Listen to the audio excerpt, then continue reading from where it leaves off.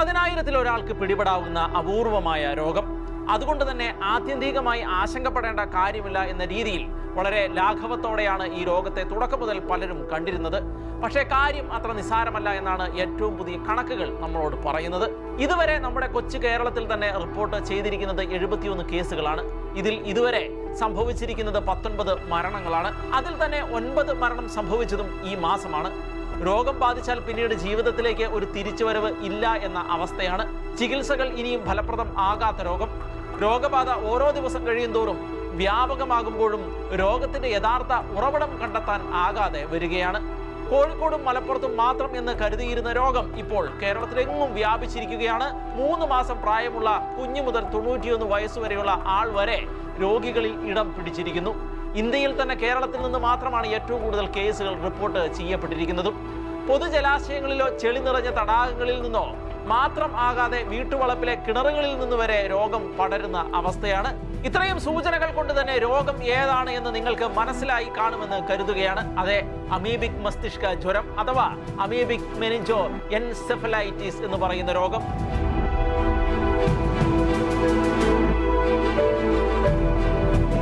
ഇന്ന് നമ്മൾ പറയാൻ പോകുന്നത് ഈ വിഷയത്തെക്കുറിച്ചാണ്. ആദ്യം തന്നെ പരിഭ്രാന്തരാകാതെ നമുക്ക് മുൻകരുതലുകൾ എടുക്കാം.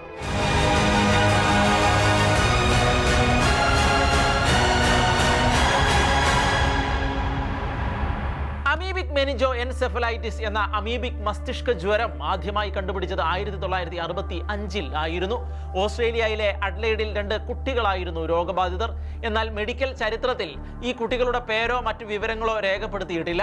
ഡോക്ടർമാരായ മാൽക്കം ഫൗളറും റോഡ്നി കാർട്ടറുമാണ് ഈ കേസുകൾ കണ്ടെത്തിയത്. പക്ഷേ 1909-ൽ ഈ രോഗം റിപ്പോർട്ട് ചെയ്യപ്പെട്ടിരുന്നുവെന്ന് മറ്റു ചില രേഖകൾ അവകാശപ്പെടുന്നുണ്ട്. ഒരു പോസ്റ്റ്മോർട്ടം റിപ്പോർട്ടാണ് ഇത്തരമൊരു സംശയത്തിലേക്ക് വിരൽ ചൂണ്ടിയത്.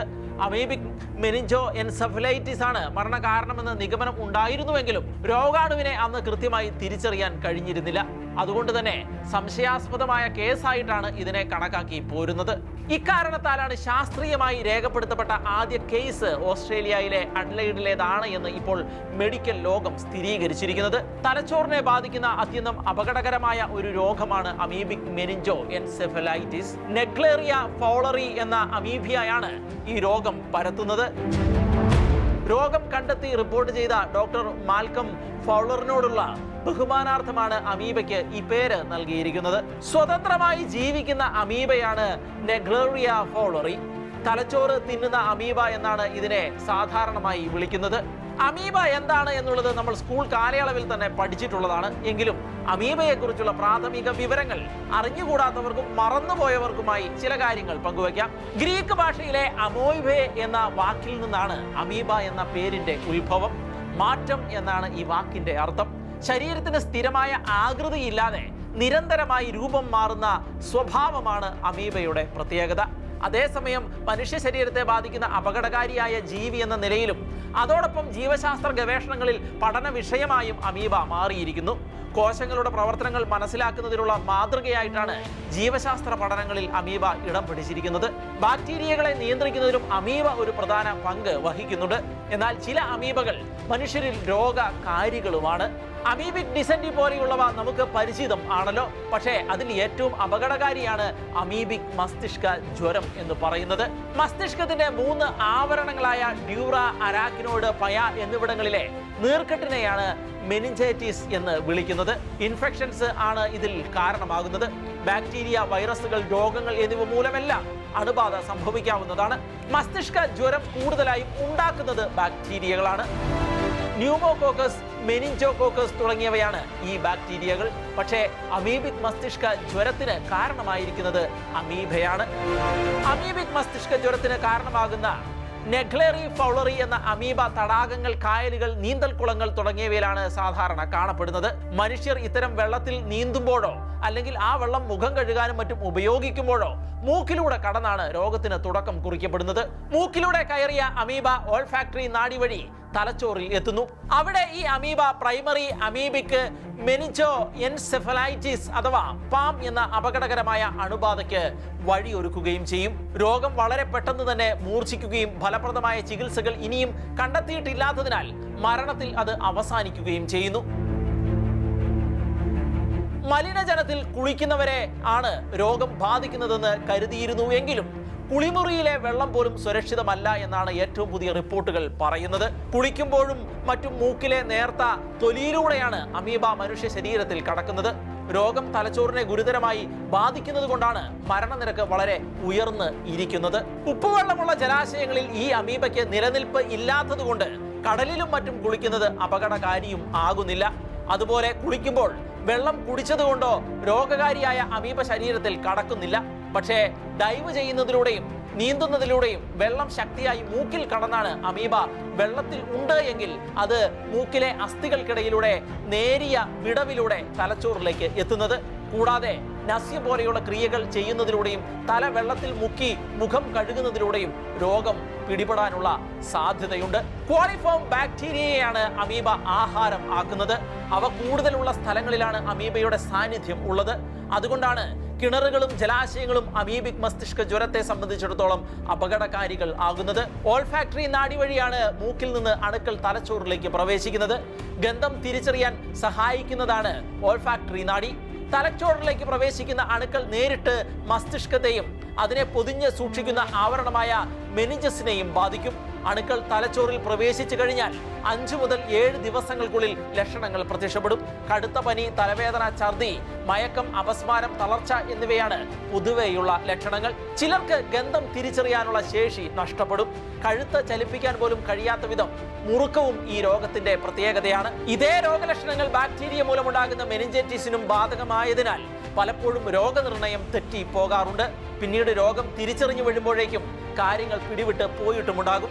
പനിയും ഛർദിയും തലവേദനയും അപസ്മാരവും എല്ലാ മസ്തിഷ്ക ജ്വരത്തിലും പ്രകടമായതിനാൽ അമീബിക് മസ്തിഷ്ക ജ്വരം സംശയിക്കാതെയുള്ള ചികിത്സയാണ് പലപ്പോഴും തുടക്കത്തിൽ ഡോക്ടേഴ്സ് നൽകുന്നത്. ഇക്കാരണത്താൽ പലപ്പോഴും അവസാന ഘട്ടത്തിലാണ് രോഗം കണ്ടെത്തുന്നത്. മസ്തിഷ്ക ജ്വരം കണ്ടെത്തുന്നത് സെറിബ്രോസ്പൈനൽ കോഡ് നട്ടെല്ലിന്റെ താഴെ ഭാഗത്തു നിന്നും കുത്തിയെടുത്ത് പരിശോധിക്കുമ്പോഴാണ്. സെറിബ്രോസ്പൈനൽ കോഡിൽ അമീബയുടെ സാന്നിധ്യം കണ്ടെത്തുമ്പോഴാണ് അമീബിക് മസ്തിഷ്ക ജ്വരമാണെന്ന് സ്ഥിരീകരിക്കുന്നത്. രോഗം രൂക്ഷമാകുന്നതോടെ രോഗി അബോധാവസ്ഥയിലാവുകയും മരണം സംഭവിക്കുകയും ചെയ്യുന്നു. അമീബിക് മസ്തിഷ്ക ജ്വരം ഒരാളിൽ നിന്നും മറ്റൊരാളിലേക്ക് പകരില്ല എന്ന പ്രത്യേകതയുമുണ്ട്. ഫലപ്രദമായ ചികിത്സ കണ്ടുപിടിച്ചിട്ടില്ല എന്നതുകൊണ്ട് തന്നെ രോഗലക്ഷണങ്ങളെ ചികിത്സിക്കുകയാണ് ഇവിടെ ചെയ്യുന്നത്. രോഗിയുടെ ശ്വാസകോശം, ഹൃദയം എന്നിവയുടെ പ്രവർത്തനം നിലനിർത്തുകയും അപസ്മാരം നിയന്ത്രിക്കുകയും പോലെയുള്ള കാര്യങ്ങളെ ഇവിടെ ഡോക്ടേഴ്സ് ചെയ്യുന്നുള്ളൂ. അങ്ങനെയാണെങ്കിലും രോഗം സ്ഥിരീകരിച്ച് എത്രയും പെട്ടെന്ന് ചികിത്സ തുടങ്ങിയാൽ രോഗം ഭേദമാക്കാനാകും, മരണനിരക്ക് കുറയ്ക്കാനും സാധിക്കും. മിൽറ്റിഫോസിൻ എന്ന മരുന്ന് ഉൾപ്പെടെ അമീബിയയ്ക്ക് ഫലപ്രദമെന്ന് കണ്ടെത്തിയിരിക്കുന്ന 5 മരുന്നുകൾ ചേർത്തുള്ള സംയുക്ത ചികിത്സയാണ് ഇതിൽ ഏറ്റവും പ്രധാനമായും നൽകുക. കഴിഞ്ഞ വർഷത്തിൽ നിന്ന് വ്യത്യസ്തമായി ഒരൊറ്റ ജലസ്രോതസ്സുമായി ബന്ധപ്പെട്ട ക്ലസ്റ്ററുകൾ ഞങ്ങൾ കാണുന്നില്ല. ഇവ ഒറ്റപ്പെട്ട കേസുകളാണ്. ഇത് ഞങ്ങളുടെ എപ്പിഡമോളജിക്കൽ അന്വേഷണങ്ങളെ സങ്കീർണമാക്കിയിരിക്കുന്നുവെന്നാണ് ആരോഗ്യമന്ത്രി ഇതേക്കുറിച്ച് പ്രതികരിച്ചിരിക്കുന്നത്. പുതിയ അണുബാധകൾ തടയാൻ സംസ്ഥാനം പരമാവധി ശ്രമിക്കുന്നതിനാൽ പ്രതിരോധ നടപടികൾ സ്വീകരിക്കാൻ ജനങ്ങളോട് നിർദ്ദേശിച്ചിട്ടുമുണ്ട്. കുളങ്ങൾ, തടാകങ്ങൾ തുടങ്ങിയ അശുദ്ധമായതോ നിശ്ചലമായതോ ആയ ശുദ്ധജല സ്രോതസ്സുകളിൽ നീന്തുകയോ കുളിക്കുകയോ ചെയ്യുന്നത് ഒഴിവാക്കണമെന്നാണ് പ്രധാനപ്പെട്ട നിർദ്ദേശം. ശുദ്ധജലങ്ങളിൽ ഇറങ്ങുമ്പോൾ മൂക്ക് ക്ലിപ്പുകൾ ഉപയോഗിക്കാൻ നീന്തൽക്കാർക്ക് നിർദ്ദേശം നൽകിയിട്ടുമുണ്ട്. കൂടാതെ കിണറുകളിലും വാട്ടർ ടാങ്കുകളിലും ശരിയായ വൃത്തിയാക്കലും ക്ലോറിനേഷനും നടപ്പാക്കുകയും വേണം. ശുദ്ധജലാശയങ്ങളിൽ തലമുക്കി നീന്തൽ ഒഴിവാക്കുക, എപ്പോഴും തിളപ്പിച്ചതോ ഫിൽറ്റർ ചെയ്തതോ ആയ വെള്ളം മാത്രം ഉപയോഗിക്കുക എന്നിവയാണ് ഇതിനെതിരെ നമുക്ക് സ്വീകരിക്കാവുന്ന മറ്റു ചില മുൻകരുതലുകൾ. അമീബിക് മസ്തിഷ്ക ജ്വരം ബാധിച്ചവരിൽ മരണനിരക്ക് 97%. എന്നാൽ അപൂർവങ്ങളിൽ അപൂർവമായി കൃത്യസമയത്ത് ചികിത്സ ലഭിച്ചതോടെ സുഖം പ്രാപിച്ച സംഭവങ്ങളും റിപ്പോർട്ട് ചെയ്യപ്പെട്ടിട്ടുണ്ട്. അമീബിക് മസ്തിഷ്ക ജ്വരം ബാധിച്ച് രക്ഷപ്പെട്ടവരുടെ കണക്ക് പരിശോധിക്കുമ്പോൾ മനസ്സിലാക്കാൻ കഴിയുന്നത് ഇന്ന് വരെ 11 പേർ മാത്രമേ ആ രോഗത്തെ അതിജീവിച്ചിട്ടുള്ളൂ എന്നാണ്. ആ പട്ടികയിലേക്ക് ഇപ്പോൾ കേരളത്തിൽ നിന്നുള്ള ഒരാൾ കൂടി കഷ്ടിച്ച് രക്ഷപ്പെട്ടിട്ടുണ്ട്. മലപ്പുറം ചേളാരി സ്വദേശിനിയായ 11-കാരിയാണ് ആ അത്ഭുതം. കഴിഞ്ഞ ദിവസമാണ് ചികിത്സ പൂർത്തിയാക്കി ആരോഗ്യത്തോടെ കുട്ടി ആശുപത്രി വിട്ടത്. ഇന്ത്യയിൽ ഈ കേസ് ആദ്യമായി രജിസ്റ്റർ ചെയ്യപ്പെട്ടിരിക്കുന്നത് 1971-ലാണ്. എന്നാൽ കേരളത്തിൽ രോഗം ആദ്യം തിരിച്ചറിയപ്പെട്ടത് 2016-ൽ ആലപ്പുഴയിൽ ആയിരുന്നു. അമീബിക് മസ്തിഷ്ക ജ്വരം ബാധിച്ച് കോഴിക്കോട് ഫറൂഖ് കോളേജ് മൂളിപ്പറമ്പ് സ്വദേശിയായ 12 വയസ്സുകാരനും മലപ്പുറം പുന്നിയൂർ സ്വദേശിയായ 5 വയസ്സുകാരിയും കണ്ണൂർ തോട്ടട സ്വദേശിയായ 13 വയസ്സുകാരിയും അടുത്തിടെ മരിച്ചിരുന്നു. 2 മാസത്തിനിടെയാണ് ഈ 3 മരണങ്ങളും സംസ്ഥാനത്ത് റിപ്പോർട്ട് ചെയ്യപ്പെട്ടത്. കുട്ടികളിലും കൗമാരക്കാരിലുമാണ് ഈ അസുഖം കൂടുതലായി കണ്ടുവരുന്നത്.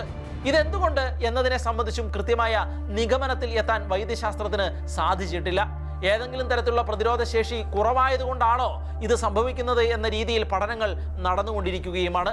2016 ആണ് കേരളത്തിൽ ആദ്യത്തെ കേസ് റിപ്പോർട്ട് ചെയ്തത് എങ്കിലും 2023 വരെ സംസ്ഥാനത്ത് സ്ഥിരീകരിച്ച 8 കേസുകൾ മാത്രമേ റിപ്പോർട്ട് ചെയ്തിരുന്നുള്ളൂ. എന്നാൽ കഴിഞ്ഞ വർഷം വലിയ വർധനവാണ് ഉണ്ടായത്. 36 കേസുകളും 9 മരണങ്ങളും. ഈ വർഷം 60 കേസുകളും 19 മരണങ്ങളും ഇതിനകം റിപ്പോർട്ട് ചെയ്യപ്പെട്ടിട്ടുണ്ട് എന്നുള്ളതാണ് ഏറ്റവും പ്രധാനപ്പെട്ട കാര്യം. ഈ കണക്കുകൾ വ്യക്തമാക്കുന്നത് ഏതാണ്ട് 100% വർധനവ് ഇക്കാര്യത്തിൽ ഉണ്ടായിട്ടുണ്ട് എന്നുള്ളതാണ്. ഈ സാഹചര്യത്തിൽ രാജ്യത്ത് ആദ്യമായി അമീബിക് മസ്തിഷ്ക ജ്വരവുമായി ബന്ധപ്പെട്ട സാങ്കേതിക മാർഗരേഖ പുറത്തിറക്കിയ സംസ്ഥാനമായി കൂടി കേരളം മാറിയിരിക്കുകയാണ്. പ്രതിരോധം, രോഗനിർണയം, ചികിത്സ എന്നിവ സംബന്ധിച്ചുള്ള സാങ്കേതിക മാർഗരേഖയാണ് കേരളം പുറത്ത് ഇറക്കിയിരിക്കുന്നത്. ശാസ്ത്രീയമായ പഠനങ്ങളോ പഠന ഫലങ്ങളോ ലഭ്യമല്ലാത്ത സാഹചര്യത്തിലാണ് കേരളം നിലവിലുള്ള ശാസ്ത്രീയ പഠനങ്ങളുടെ അടിസ്ഥാനത്തിൽ സമഗ്ര മാർഗരേഖ പ്രസിദ്ധീകരിച്ചിരിക്കുന്നത്. മലിനീകരണ സാധ്യതയുള്ള ഉറവിടങ്ങൾ തിരിച്ചറിയുന്നതിനായി കേരള ആരോഗ്യ വകുപ്പ് നാഷണൽ സെന്റർ ഫോർ ഡിസീസ് കൺട്രോളുമായി സഹകരിച്ച് പരിസ്ഥിതി സാമ്പിളുകൾ ശേഖരിച്ചു വരികയാണ്. നിപ്പ പോലെ പകർച്ചവ്യാധി അല്ലാത്തതുകൊണ്ടാണ് അമീബിക് മസ്തിഷ്ക ജ്വരം സംബന്ധിച്ച് പ്രോട്ടോകോൾ നിലവിൽ നടപ്പിലാക്കാത്തത്. അമീബിക് മസ്തിഷ്ക ജ്വരത്തിന് കാരണമായ അമീബകളെയും രോഗത്തിന്റെ അപകട ഘട്ടങ്ങളെയും കുറിച്ച് പഠനം നടത്താൻ ആരോഗ്യവകുപ്പ് തയ്യാറായിരിക്കുന്നു എന്നതാണ് ഇതുമായി ബന്ധപ്പെട്ട പുതിയ വാർത്ത. ചെന്നൈ നാഷണൽ ഇൻസ്റ്റിറ്റ്യൂട്ട് ഓഫ് എപ്പിഡമോളജിയും ആരോഗ്യ മേഖലയിൽ ഗവേഷണം നടത്തുന്ന മറ്റ് സ്ഥാപനങ്ങളുമായും സഹകരിച്ചാണ് പഠനം. രോഗത്തിന് കാരണമായ അമീബകളെ നിരീക്ഷിച്ചുള്ള പഠനത്തിൽ രോഗാവസ്ഥയിലുള്ളവരും അല്ലാത്തവരെയും പഠനവിധേയമാക്കും. ഏതെങ്കിലും ജലാശയം ഉപയോഗിച്ച ശേഷം രോഗബാധിതരായവരെയും അല്ലാത്തവരെയും 2ആയി തിരിച്ചാണ് പഠനം നടത്തുന്നത്. ജീവനുള്ളതും ജീവനില്ലാത്തതുമായ ഘടകങ്ങൾ അമീബയുടെ വളർച്ചയെ സഹായിക്കുന്നുണ്ടോ എന്നും പഠന വിധേയമാക്കും. തലവേദന, പനി, ഓക്കാനം, ഛർദി, കഴുത്ത് തിരിക്കാൻ ബുദ്ധിമുട്ട് തുടങ്ങിയ ലക്ഷണങ്ങൾ കണ്ടാൽ ഉടനടി ചികിത്സ തേടുക. രോഗവിവരം സംബന്ധിച്ച് വ്യക്തവും കൃത്യവുമായ കാര്യങ്ങൾ ഡോക്ടറെ ധരിപ്പിക്കുക എന്നിവയെല്ലാം അമീബിക് മസ്തിഷ്ക ജ്വരം ഗൗരവതരം ആകാതിരിക്കാൻ സഹായിക്കുകയും അവയ്ക്കെതിരെയുള്ള മുൻകരുതലുകളുമായി നമുക്ക് സ്വീകരിക്കാവുന്നതാണ്. എത്രയും വേഗം ചികിത്സ ആരംഭിച്ചാൽ മരണനിരക്ക് കുറയ്ക്കുവാനുള്ള സാധ്യതകളുമുണ്ട്. അതും നമ്മൾ മറക്കരുത്. മലിനമായ കുളത്തിൽ കുളിക്കാതിരിക്കുക, പായൽ പിടിച്ചതോ മൃഗങ്ങളെ കുളിപ്പിക്കുന്നതോ മാലിന്യമുള്ളതോ ആയ കുളങ്ങളിലെ വെള്ളത്തിൽ കുളിക്കുകയോ മുഖം കഴുകുകയോ ചെയ്യാതിരിക്കുക, വർഷങ്ങളായി വൃത്തിയാക്കാത്ത ജലസംഭരണികളിലെ വെള്ളം ഉപയോഗിക്കാതിരിക്കുക, മൂക്കിലും തലയിലും ക്ഷതമേറ്റതും ഓപ്പറേഷൻ ചെയ്തതുമായ വ്യക്തികൾ കൂടുതൽ ജാഗ്രത പുലർത്തുക, ചെവിയിൽ പഴുപ്പുള്ളവർ കെട്ടിക്കിടക്കുന്ന വെള്ളത്തിൽ കുളിക്കാതിരിക്കുക, വാട്ടർ തീം പാർക്കുകളിലെയും സ്വിമ്മിംഗ് പൂളുകളിലെയും വെള്ളം ക്ലോറിനേറ്റ് ചെയ്ത് ശുദ്ധമാക്കുക, മൂക്കിലേക്ക് വെള്ളം ഒഴിക്കുകയോ ഒരു തരത്തിലും വലിച്ചു കയറ്റുകയോ ചെയ്യാതിരിക്കുക, മൂക്കിൽ വെള്ളം കയറാതിരിക്കാൻ നേസൽ ക്ലിപ്പ് ഉപയോഗിക്കുക തുടങ്ങിയ കാര്യങ്ങളാണ് പ്രതിരോധ മാർഗങ്ങളായി ആരോഗ്യവകുപ്പും സർക്കാരും മുന്നോട്ട് വെച്ചിരിക്കുന്നത്.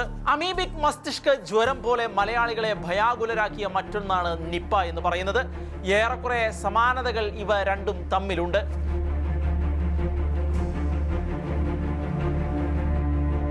നിപ്പയുടെ തുടക്കവും കോഴിക്കോട് ജില്ലയിൽ നിന്നായിരുന്നു. അമീബിക് മസ്തിഷ്ക ജ്വരത്തിന് ഏറെക്കുറെ സമാനമായ രോഗലക്ഷണങ്ങൾ തന്നെയാണ് നിപ്പയ്ക്കും ഉള്ളത്. പനി, തലവേദന, തലകറക്കം, ബോധക്ഷയം തുടങ്ങിയവയാണ് 2 രോഗങ്ങളിലും പൊതുവെ ഉള്ളത്. ബോധം നഷ്ടപ്പെട്ട് കോമയിൽ എത്താനും സാധ്യതയുണ്ട്. അമീബിക് മസ്തിഷ്ക ജ്വരത്തിൽ എന്നതുപോലെ നിപ്പയ്ക്കും കൃത്യമായ ചികിത്സ ഇതുവരെയും കണ്ടെത്തിയിട്ടില്ല. ലക്ഷണങ്ങൾക്ക് മാത്രമായുള്ള ചികിത്സയാണ് ഇവിടെയും നൽകുന്നത്. രോഗപ്രതിരോധ ശേഷിയുള്ളവർ രക്ഷപ്പെടുകയും അല്ലാത്തവർ മരണമടയുകയും ചെയ്യുന്നതായിട്ടാണ് ഈ 2 കേസുകളിലും പൊതുവെ കണ്ടുവരുന്നത്. മനുഷ്യരിൽ നിന്ന് മനുഷ്യനിലേക്കോ മൃഗങ്ങളിൽ നിന്ന് മനുഷ്യരിലേക്കോ വൈറസ് പടരാം എന്നതാണ് നിപ്പയെ അമീബിക് മസ്തിഷ്ക ജ്വരത്തിൽ നിന്ന് വ്യത്യസ്തം ആക്കുന്നത്. മലേഷ്യയിലെ കബൂങ് സുങ്ങായ് നിപ്പ എന്ന ഗ്രാമത്തിൽ 1998 നിപ്പ ആദ്യമായി റിപ്പോർട്ട് ചെയ്യപ്പെട്ടത്. അങ്ങനെയാണ് വൈറസിന് നിപ്പ എന്ന പേര് വരുന്നത്. കേരളത്തിൽ നിപ്പ എത്തിയത് 2018 മെയ് മാസത്തിൽ ആയിരുന്നു. നിപ്പയെ അക്കാലത്ത് നിയന്ത്രണ വിധേയമാക്കാൻ നമ്മളുടെ ആരോഗ്യ മേഖലയ്ക്ക് സാധിച്ചുവെങ്കിലും തുടർന്നുള്ള വർഷങ്ങളിലും ഒറ്റപ്പെട്ട നിപ്പ കേസുകൾ റിപ്പോർട്ട് ചെയ്യപ്പെടുകയുണ്ടായി. എന്തിന് ഈ വർഷം ജൂലൈയിൽ പോലും നിപ്പ വൈറസ് ബാധ ഉണ്ടായിട്ടുണ്ട്. പൂർണ്ണമായ നിർമ്മാർജ്ജനമോ പ്രതിരോധ കുത്തിവെപ്പുകളോ ഈ 2 അസുഖങ്ങൾക്കും ഇല്ല എന്നതാണ് ഇവയുടെ രോഗവ്യാപനം നമ്മിൽ ആശങ്ക ഉണ്ടാക്കുന്നത്. അമീബിക് മസ്തിഷ്ക ജ്വരവും നിപ്പയും പോലെ തന്നെ വൈദ്യശാസ്ത്രത്തിന് ഉത്തരം കിട്ടാത്ത അപൂർവങ്ങളിൽ അപൂർവമായ മറ്റു ചില രോഗങ്ങളുമുണ്ട്. അതിലൊന്നാണ് ട്രീമാൻ സിൻഡ്രോം അഥവാ എപ്പിഡെർമോഡിസ് പ്ലാസിയ വെറുസിഫോർമിസ് എന്ന അപൂർവ ജനിതക രോഗം. അത്യന്തം ഭീകരവും അതോടൊപ്പം നിസ്സഹായവുമായ ഒരു രോഗാവസ്ഥയാണ് ഇത്.